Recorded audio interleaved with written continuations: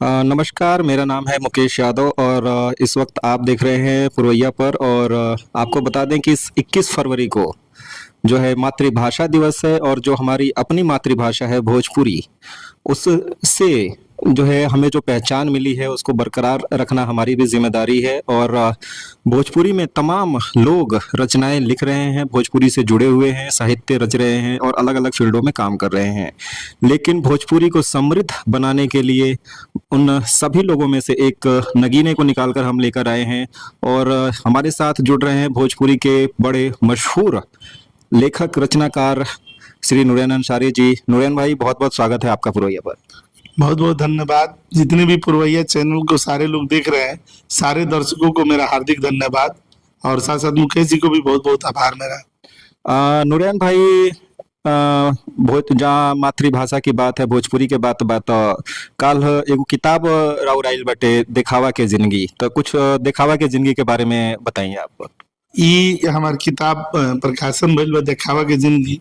मूलतः ई न गजल संग्रह ह। आ देखावा के जिंदगी के मूल उद्देश्य ई बा कि आदमी दू तरह के जीवन जियता। वास्तविक जीवन में कुछ और ही बा, समाज के, दुनिया भर के लोग के देखावे खातिर एगो मतलब एक दूसरा आवरण लगा करके अपन जीवन जी रहल बा। तो यही दोनों चीज के मिश्रण करके एक काव्य के रचना कइल बा कि आदमी कौन लखन देखावा के जिंदगी जी रहल बा, आ वास्तविक जीवन में कुछ और ही बा। आ मजबूरी में दोहरा जीवन जिए में कई बार ओकरा कितना परेशानी उठावे के पड़ता। इस सब चीज के चरित्र चित्रण कइल गइल बा देखावा के जिंदगी में।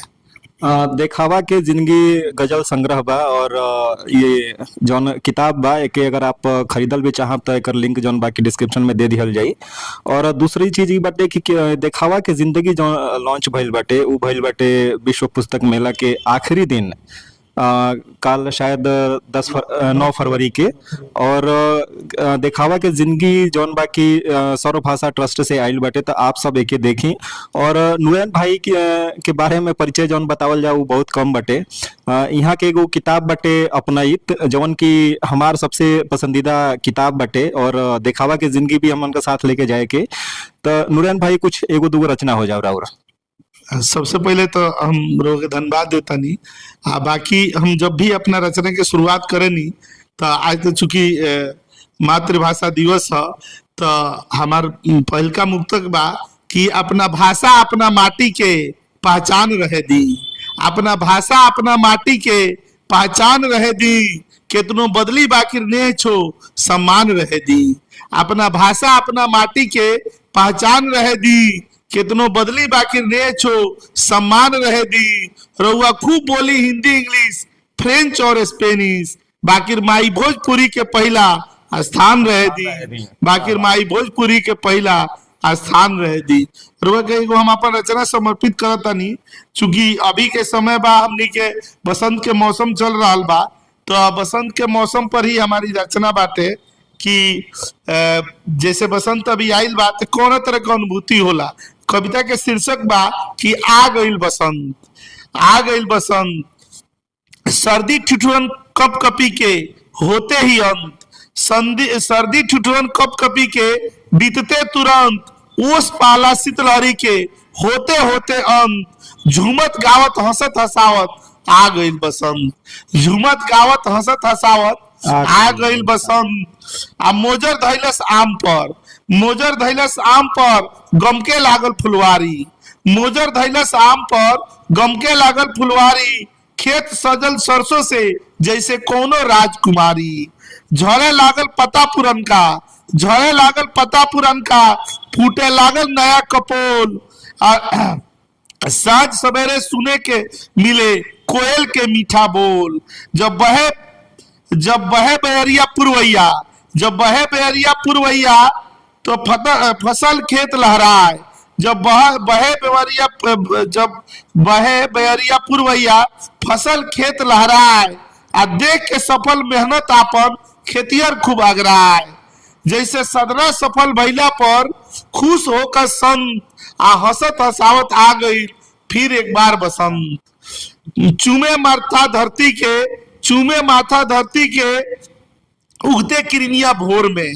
चूमे माथा धरती के उगते किरनिया भोर में, आ चादर हरियाली के पसरल देखी चारू ओर में, रतिया भी लागे सुहावन, रतिया भी लागे सुहावन, खूब नीमन लागे धूप भी, हल्की ठंडी हल्की गर्मी में बदलल मौसम के रूप भी। ई लाइन सुने जी। कि खटिया में गुटियाइल बुढ़ऊ, खटिया में गुटियाइल बुढ़ऊ खड़ा भइलन तन के, अरे रंग गुलाल के मौसम में चहके चिड़ई मन के, ये रंग गुलाल के मौसम में चहके चिड़ई मन के, आ पंख लगा के इच्छा सब कर उड़े चलल अनंत, आ झूमत गावत हंसत हंसावत आ गई बसंत, आ गई बसंत। त आ गई बसंत ई भोजपुरी रचना बा, बिल्कुल तत्का बाटे। जे भी जुड़ल बाटे ओके बता दिया जाओ कि नूरैन भाई जौन बा की भोजपुरी में लिखेली भी और अपन साहित्यिक रचना से भोजपुरी के समृद्ध कर रहल बानी। नूरैन भाई जानल चाहब जे भी लोग नया जुड़ल बाटे कि आपके बारे में अगर जानल चाहे तो का आपके बारे में ऐसा बतावल जाओ कि जे कि बतावे के ना पड़े कि नूरैन भाई के हम। हमरा साथे सबसे बड़ा ये कि हमनी के धरती से जुड़ल आदमी है सन, और अपना मातृभाषा के कर्ज बहुत बा हमनी के ऊपर। जौना जमीन में जौना मिट्टी में हमनी के खेल के कूद के पल बढ़ के आदमी बड़ा भइल बा, ओकर तो पूरा जीवन भर भी कर्जा चुकावल जाए तो कम होई। तो बस हमरा खातिर ये बा कि हम अपना भाषा के, अपना माटी, अपना गांव, अपना घर परिवार और खास करके अपना भोजपुरी खातिर हम एगो समर्पित भोजपुरी माई के एगो सुपुत्र हई। तो बस हमार पहचान बस अपना भाषा, अपना माटी खातिर सेवा कैला के रूप में ही जानल जाए तो बहुत अच्छा होई। एगो हम अपन और ही रचना रुआ सामने पेश करत तनी। रचना बाटे की ई बाटे की जैसे हमनी के बड़ा शहर में रहे नहीं सन, मेट्रो सिटी में आदमी रहता, लेकिन चाहे कितना भी नौकरी करो, चाहे कोनो भी प्रोफाइल के जॉब करो, कुछ करो, लेकिन जो गांव में सुकून बा, जो गांव में आनंद बा, उ ए जग नहीं खे। यही तड़प, यही ना यहाँ के जीवन शैली के उकेरत हमारी रचना बा।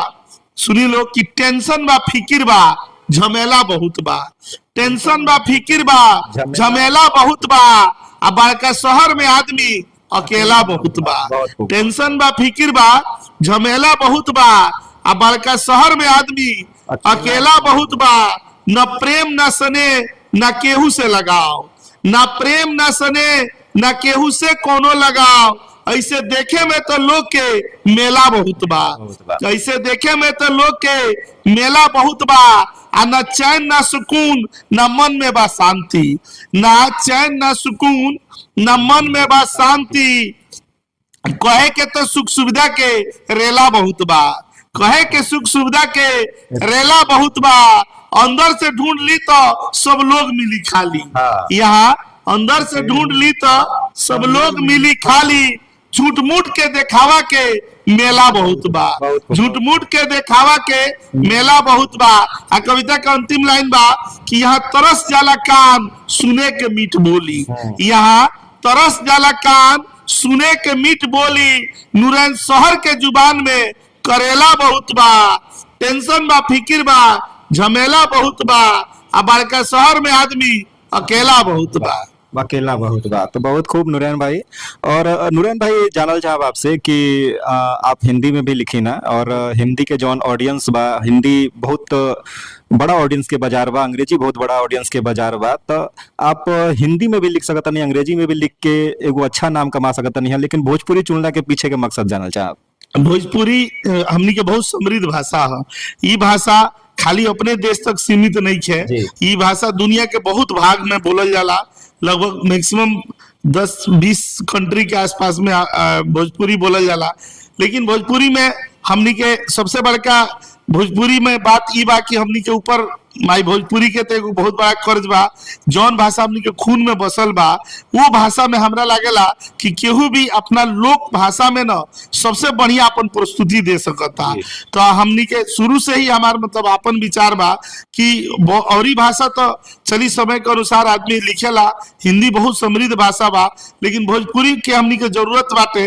आज भोजपुरी जौन अश्लीलता में ग्रस्त बा, तो ओके न हमनी के अश्लीलता से बाहर निकाले के आ संविधान के 8वीं सूची में शामिल करावे खातिर ये प्रयास हमनी के आगे निरंतर जारी रही। आ भोजपुरी में हमनी के लेखनी निरंतर बनल रही। भोजपुरी हमारा सबसे बड़ा प्राथमिकता बा। आ जब तक हमारा अंतिम सांस रही हम भोजपुरी के सेवा करत रहे। जितना भी हमनी के तो क्षेत्र के विद्यार्थी बानी सन अभी, लेकिन जितना भी यथासंभव होई लिखत रहल जाई, सेवा करत रहल जाई, लोग के प्रोत्साहन दियल जाई, खुद बोलल जाई आ दूसरों से बोलवाल जाई। अच्छा, एक चीज नुरैन भाई और जो मेट्रो सिटी के बात भइल कि लोग अपने भाषा बोलला में शर्माला। जैसे कि आप बोल दें कि हम बिहार से बानी या हम पूर्वांचल से बानी, तो लोग के बुझाला कि अरे ई तक गंवार वाली बात हो गई। तो का ऐसन ये कुछ बा का एजा? ई जानतनी मन के भरम ह। ई जितना भी लोग बा हमनी के मतलब भोजपुरी में भी बा, ई हमनी के में कबो शर्म ना करे के चाही। काहे कि ई भाषा हमनी के खून में बसल भाषा बाटे। अपने भाषा से हमनी के शर्मावल जाई तो फिर दोसर केहू तो आके ना हमनी के भाषा के प्रोत्साहन दी। तो हमनी के अपना भाषा खातिर सुदृढ़ हमनिए के होके के पड़ी। एगो बड़ा ही दृढ़ निश्चय के साथ न हमनी के जहां भी जितना भी हो सके, चाहे मेट्रो सिटी में रहल जा, गांव में तो आदमी गांव में तो बोलबे करला, लेकिन बाहर शहर में भी अपन पहचान के हमेशा न बनाए रखे खातिर जरूरी बा कि भोजपुरी के हमनी के जितना यथासंभव होके बोलल जा, लोग से बोलवाल जा, और जौन लाज शर्म के बीमारी बा एकरा के हमेशा हमेशा खातिर मिटावल जाओ। नुरैन भाई, बात होता है कि भोजपुरी बोलल जाओ, बतियावल जाओ, तो जहां तक हमने का देखले बन जाए कि भोजपुरी में जो अश्लील गाना बा मिलियन मिलियन बिलियन में भी व्यूज बाटे, तो लोग काहे लिखे कि हम एक आदमी देखे, दो आदमी देखे, चार आदमी देखे जो बढ़िया लिखा था अश्लील वाला बात बाटे। तो आप ओके का बतावल चाहो कि का व्यूज पे जाए के चाहेगा? देखिए वही के तो प्रयास करल जाता न कि अगर आदमी वही पर व्यूज बढ़ता तो हमनी के साफ सुथरा लिख के हमनी के मान ली कि जौन हमनी के भाषा के जौना के पहचान दुनिया भर में भिखारी ठाकुर से लेके आगे तक जितना भी लोग बढ़िया बढ़िया उत्तम क्वालिटी के जितना भी साहित्यकार लोग भई, तो वो लोग के भी हमनी के लोग के बीच में वो लोग के बारे में बतावल जा, जनावल जा कि ना हमनी के भाषा बहुत समृद्ध बा। है कुछ लोग अश्लीलता के खाली टीआरपी के रेट कमाए खातिर ये के कमर्शियल बनौले बा। भोजपुरी ई ना हो, भोजपुरी बहुत समृद्ध भाषा हो। आ भोजपुरी अश्लीलता में भोजपुरी में लोग अश्लील बना के भोजपुरी के ही बदनाम कर रहा बा। तो वो वही चीज से छुटकारा पावे खातिर हमनी के पूरा आजीवन प्रयास कल जाई कि जितना भी हमनी से हो सके साफ सुथरा कंटेंट आ लोग किसे बोले के कोशिश कल जा, बोलवावल जा, आ ओकर चारों तरफ प्रचार प्रसार। बहुत छोटा हमनी के कद बा, लेकिन जितना भी हमनी से हो पाई माई भोजपुरी के सेवा में ये जीवन हमेशा समर्पित रही। तो माई भोजपुरी के सेवा में जीवन हमेशा समर्पित रही। और बता दिया जाओ कि जौना चैनल पर या जौना फेसबुक पेज पर आप लोग के देख रहल बानी, ई चैनल या फेसबुक के दिहल नाम नुरैन भाई के है। और ई जौन भी रिकॉर्डिंग अभी बाटे ई इंटरव्यू के शक्ल माननी चाहे हमने के शुरुआत बाटे एगो पहला एपिसोड बा ऐसे श्री गणेश कहते हैं जा। और उम्मीद बाटे कि सबके पसंद आई। नुरैन भाई कुछ रचना हो जाओ आपके ना? एगो रचना बाकी जैसे समसामयिक रचना बा कि मुसीबत में साथ कहाँ देला सब है, मुसीबत में साथ कहाँ देला सब है, छोड़ देला भाग्य पर अकेला सब है। मुसीबत पर साथ कहाँ देला सब है, छोड़ देला भाग्य पर अकेला सब है। आ गरज पर काम नहीं आवेला केहू, अरे गरज पर काम नहीं आवेला केहू, लगावेला झूठ मूठ के मेला सब है, लगावेला झूठ मूठ के मेला सब है। कहे के बहुत लोग अपने बाबा की, कहे के बहुत लोग अपने बाबा की, उजरा देला औरी झमेला सबे, उजरा देला औरी सब झमेला सबे। आ बिगड़ला के ना केहू मिलेला पाहू, बिगड़ला पर ना केहू मिलेला पाहू। आ बनला पर बन जाला चेला सबे, आ बनला के बन जाला चेला सबे। आ हंसते हंसावत लोरा जाले अखिया, हंसते हंसावत लोरा जाले अखिया। जब अपने में खेलेला खेला सबे, जब अपने में खेलेला खेला सबे। आ नुरैन अपने ही घर में हो जाला फूट, नुरैन अपने ही घर में हो जाला फूट। पंच बन के मजा खाली लेला सबे, पंच बन के मजा खाली लेला सबे। आ मुसीबत में साथ कहा देला सबे, छोड़ देला भाग्य पर अकेला सबे।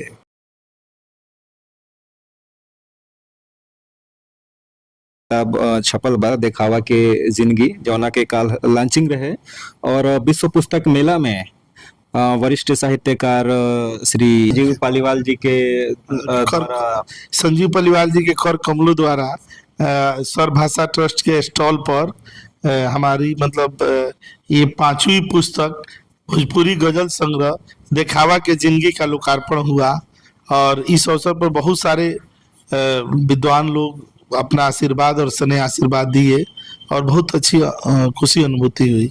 रन भाई कुछ अपनी मातृभाषा भोजपुरी खातिर भी हो जाओ। मातृभाषा के बारे में हम जितना भी कही उतना कमे हुई, लेकिन हम अपन कोनो भी कविता शुरू करेनी चाहे कोनो भी रचना न प्रस्तुत करेनी तो 4 लाइन मुक्तक के रूप में हम पढ़ेनी कि अपना भाषा अपना माटी के पहचान रहे दी, अपना भाषा अपना माटी के पहचान रहे दी, कितनो बोली बाकिर ने छो सम्मान रहे दी, अपना भाषा अपना माटी के पहचान रहे दी, कितनो भूली बाकिर ने छो सम्मान रहे दी। रउआ खूब बोली हिंदी इंग्लिश फ्रेंच और स्पेनिश, रउआ खूब बोली हिंदी इंग्लिश फ्रेंच और स्पेनिश, बाकिर माई भोजपुरी के पहला स्थान रहे दी, बाकिर माई भोजपुरी के पहला स्थान रहे दी। मातृभाषा पर बाकी हमरा गांव हमरा घर के मातृभाषा है भोजपुरी, हमरा गांव हमरा घर के मातृभाषा है भोजपुरी, हमरा खेत हमरा खलिहान के अभिलाषा है भोजपुरी, हमरा खेत हमरा खलिहान के अभिलाषा है भोजपुरी, और खून हमरा रग रग में बस बहेला भोजपुरी के, खून हमरा रग रग में बस बहेला भोजपुरी के, हमार आन बान शान उम्मीद आशा है भोजपुरी, हम रही चाहे दुनिया के भले कोनो कोना में, हम रही चाहे दुनिया के भले कोनो कोना में, बाकी हम रही चाहे दुनिया के भले कोनो कोना में, बाकी जोड़े हमरा जड़ से ऊ लाशा है भोजपुरी। अब भाई हो अपना मातृभाषा में गजबे बा मिठास, भाई हो अपना मातृभाषा में गजबे बा मिठास, बोलना सुनला पर लागेला बतासा है भोजपुरी,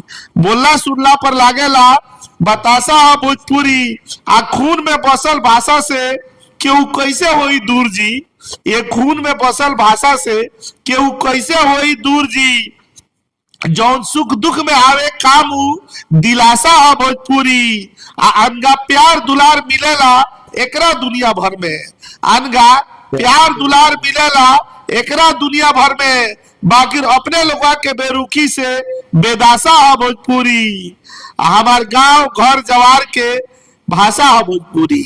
नूरन भाई जहाँ तक हम जाना तनी कि आप बिहार से ताल्लुक रखतनी, तो कुछ बताई कहाँ से बने आप?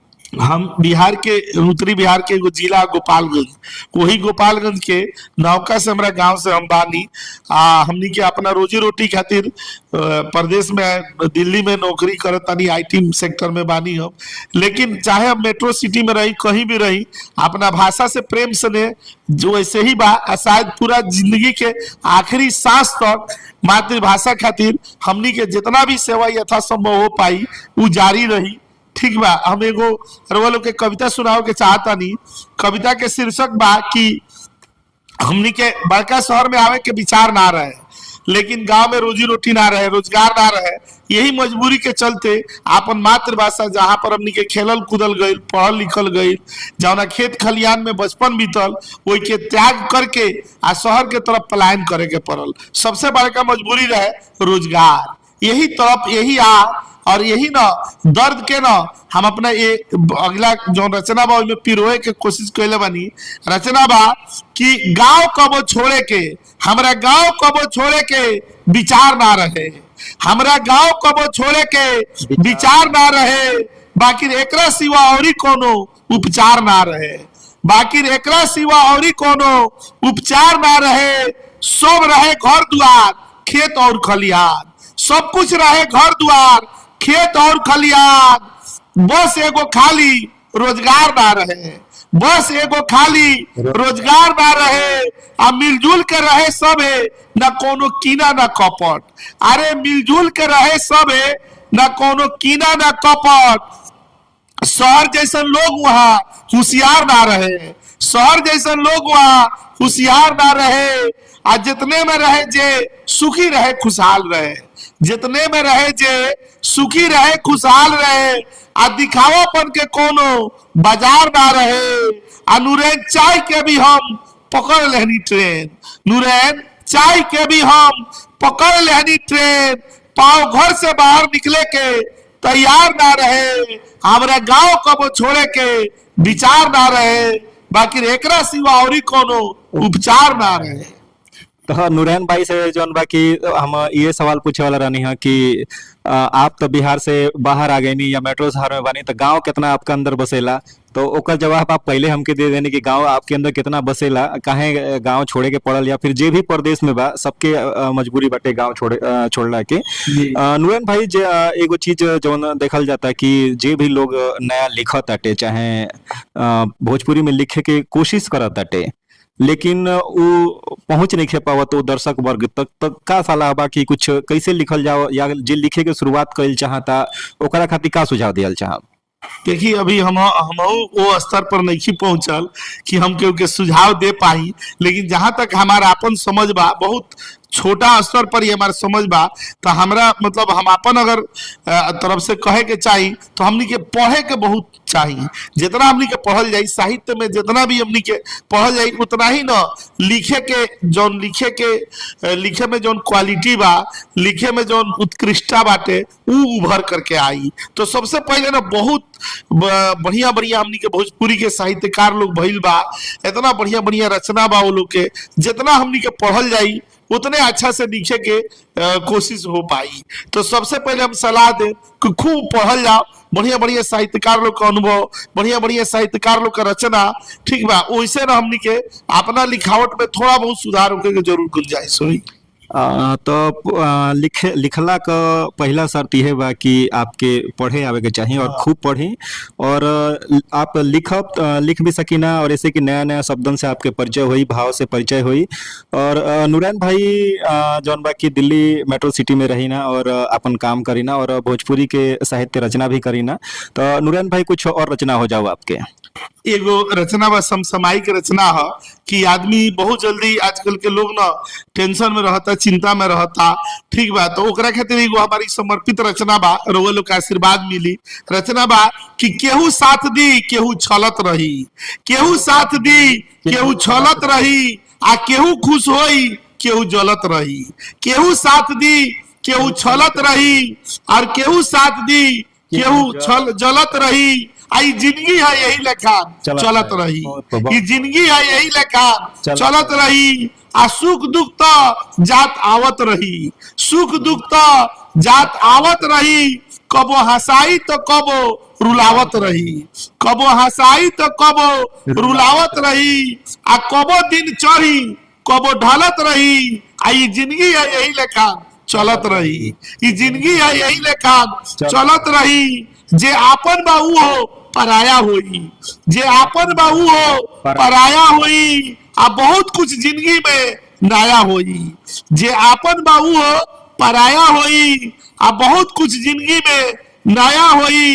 केहू धाधाई तो केहू हाथ मलत रही, आई जिंदगी है यही लेखा चलत रही। अरे अनहरिया बात अजोरो हुई, आज अनहरिया बात अजोरो हुई, रतिया के एक दिन भोरो हुई, आज अनहरिया बात अजोरो हुई, आये रतिया के एक दिन भोरो हुई, केहू सुहाई तो केहू आंख में हलत रही, आई जिंदगी है यही लेखा चलत रही। तो बहुत खूब जिंदगी है यही लेखा चलत रही। नूरैन भाई जे भी मिलेला हमने से, तो एगो सवाल जरूर रहेला अपना लगे कि आज आप भोजपुरी में किताब भी लिखतनी, साहित्य भी लिखतनी, तो आज से अगर देखल जाओ कि भोजपुरी में जितना अभी हमने बात करी है जाके अश्लीलता बा, चाहे जौन कुछ भी जे भी आवता पॉपुलर होके की कोशिश करता कि हम जल्दी से जल्दी समय में आगे बढ़ जाएं या पॉपुलर हो जाएं, तो का लगाता भोजपुरी जौन बाटे कि आज भी संविधान के 8वीं अनुसूची में नहीं शामिल, तो का कुछ बदल सकेला संविधान की 8वीं अनुसूची में भोजपुरी के शामिल भइला से? बहुत कुछ बदल सकेला, चूंकि ई भाषा यही धरती के भाषा हो, यही धरती से उठ के ई भाषा दूसरा देश में जाके इतना सारा नाम कमैलस, इतना सारा मतलब दुनिया भर में ये भाषा के लोग इतना सम्मान देला, लेकिन यह भाषा अपना यहाँ अश्लीलता के घोर शिकार हो चुकल बा। तो सबसे बड़ा ये बा कि अगर संविधान के 8वीं सूची में अगर भाषा आवता तो देखी ये एगो बहुत बड़ा क्षेत्र भोजपुरी के बा। मतलब और यही कह सकता नहीं कि भोजपुरी में जितना हमनी के पढ़ल जाओ और ओकरा से ज्यादा जरूरी बा बोलल जाओ, जोन अपना भाषा के प्रति हमनी के मन में हीन भावना बा वही के सबसे पहले दूर कल जा। चाहे कोनो भी मंच होके, कहीं भी होके, चाहे गांव में रही, शहर में रही, ठीक बा, देश में रही, विदेश में रही, अपना भाषा के जीवित रखला खातिर ये जरूरी बा कि वो भाषा में खूब बतियावल जाओ, आगे आए वाला जनरेशन के प्रेरित कल जाओ कि ना हमार भाषा तुमको कमजोर नहीं के और एकरा के कम करके आके के कोनो मतलब कोशिश ना करे के चाहिए। ऐसे कि भोजपुरी के इतिहास बहुत समृद्ध बा और हमारा पूरा उम्मीद बा कि जे तरह से बहुत सारा संस्थान मिल के आ भोजपुरी के आगे बढ़ावे में लागल बा, तो वो दिन दूर नहीं के जब ना हमनी के कहीं भी कोनो भी जगह पर ना भोजपुरी बोले में खूब हमनी के सम्मान महसूस कल जाई। और जे लोग भी ना भोजपुरी के बोले में तनिया से शर्माता, वही लोग खातिर ना हिम्मत बढ़ावे वाला दौर आवे वाला बा बहुत जल्द। तो भोजपुरी के जौन बा की 8वीं अनुसूची में शामिल कैला से बहुत कुछ बदल सकेला। ऐसे कि भोजपुरी के 8वीं अनुसूची में शामिल कैला से सरकारी मान्यता मिली, वो भाषा में आप परीक्षा दे सकिना, मतलब एक तरीके से भारत सरकार के मुहर समझ लें कि आधिकारिक तौर पे उनमें आप परीक्षा दे सकिना या फिर डॉक्यूमेंट्स में भी इस्तेमाल हो सकेला। आप चल कुछ रचना सुनाइए। ई रचना बा कि फिर हम अपन कहता नहीं कि कहल जाला कि हंसे खातिर कोनो खरवास ना होला। हाँ, टेंशन खातिर तो कोनो दिन में टेंशन हो सकता, लेकिन आदमी कोबो हंस सकता, केहू के हंसा सकता। तो आखिरी में चलत चलत हमारी रचना बा, बड़ा वायरल रचना भई रहे और हमरा खुद भी बहुत पसंदीदा ई रचना हो कि अरे दुख ये दुनिया में केकरा पास नहीं खे, दुख ये दुनिया में केकरा पास नहीं खे, बाकी हर केहू रउआ खान उदास नहीं के, दुख के दुनिया में केकरा पास नहीं के, बाकी हर केहू रउआ खान उदास नहीं के, ज्यादा सोचम तो तिल तार बन जाई, ज्यादा सोचम तो तिल तार बन जाई, और 4 दिन के जिंदगी पहाड़ बन जाई। बताई ना खुशी के केकरा तलाश नहीं के, बाकी हर केहू रउआ खान उदास नहीं के, सबर करम तो रतियो बिहान हो जाई, सबर करम तो रतियो बिहान हो जाई, आ बेसब्री में खुशी भी जियान हो जाई, केकरा मन में अशांति के निवास नहीं के, बाकी हर केहू रउआ खान उदास नहीं के। अंतिम पंक्ति बा कि मत चिंता से चेहरा के चमक बिगाड़ी, मत चिंता से चेहरा के चमक बिगाड़ी, आ डगरे दी लाहे लाहे जिंदगी के गाड़ी, आ से खातिर कोनो मास में खरवास नहीं के, बाकी हर केहू रउआ खान उदास नहीं के। बहुत बहुत धन्यवाद। नूरन भाई, जिंदगी में जहां अभी आप बाने खूब तरक्की करें और किताब आवे और रचना आवे आपकर, तो बहुत बहुत धन्यवाद समय दियाला खाती। और जे भी देख रहा बा बता दिया जाओ कि ऐसा ही कार्यक्रम चलत रही, आगे भी आवे वाला समय में कुछ और मेहमान जुड़ी हैं हमने के साथ में। तो नूरन भाई के बहुत बहुत धन्यवाद समय दियाला खाती और बहुत बहुत धन्यवाद सर। बहुत बहुत आभार मुकेश जी के भी, पुरवैया चैनल के भी। हमनी के पर अपना भाषा से संबंधित न हमेशा नया रचना लियाओ के कोशिश करल जाता रही। मुकेश जी ये बहुत बढ़िया एगो शुरुआत कैले बानी। हमार शुभकामना, हमार जितना स्नेह आशीर्वाद हो सकता सब हमेशा मुकेश जी के साथ रही। तो बहुत बहुत धन्यवाद देखे खाती।